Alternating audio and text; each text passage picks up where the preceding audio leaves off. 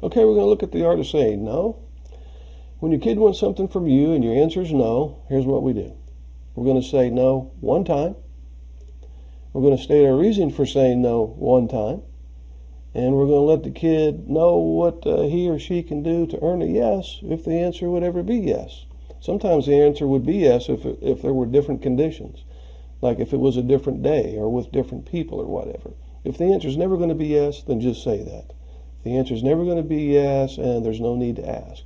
But if the answer might be yes, then you could say, I'm saying no for now because blah, blah, blah, but if you'll do such and such, then you'll be allowed to do what you want.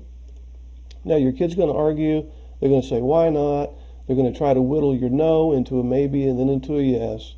And so what you do is you put your best poker face on, provide very little intensity now that things are starting to go wrong, and you say, I'm not going to argue. Well, that's not fair, right? I'm not going to argue. Well, you let such and such. I'm not going to argue. Now, as you use this method over time, your kids will eventually realize that when you say, I'm not going to argue, that they're not going to get anywhere with you, and they'll stop arguing. But in the meantime, of course, they're going to push it and try to get a yes out of you. So anyway, you say, I'm not going to argue. And now if your kid threatens to do what she wants anyway without your permission, then you say, if you choose to do this without my permission, you'll choose a consequence, which is blah, blah, blah. And try to pick a consequence that is small. Start with a least restrictive consequence. For example, if your kid enjoys being on the phone, you could say, if you choose to do this without my permission, you'll choose a consequence, which is no phone this evening. Now, if your kid decides to go ahead and do what she wants anyway without your permission, then you say, after the fact, because you chose to do this without my permission, you chose a consequence, which is such and such.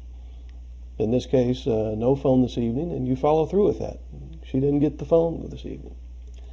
Now, if she refuses to accept that consequence, in other words, you find her on the phone later that evening, this is where you take everything away, or at least her favorite stuff, and ground her for 3 days. If she has a temper tantrum when she finds out that she's grounded for 3 days, the 3-day discipline doesn't start until she calms down. She may have to take a time out and go to her room before the 3 days starts. If she violates that 3-day discipline at any point, you just merely restart the 3 days. Let's say, for example, she completed 1 day of a 3-day discipline, and then she slips out of the house, goes next door to see her friend for a few minutes. When she comes back, you can literally look at your watch and say, well, it's 7 p.m. on a Sunday night. We have to restart the 3 days, and so you'll be ungrounded 7 p.m. Wednesday night.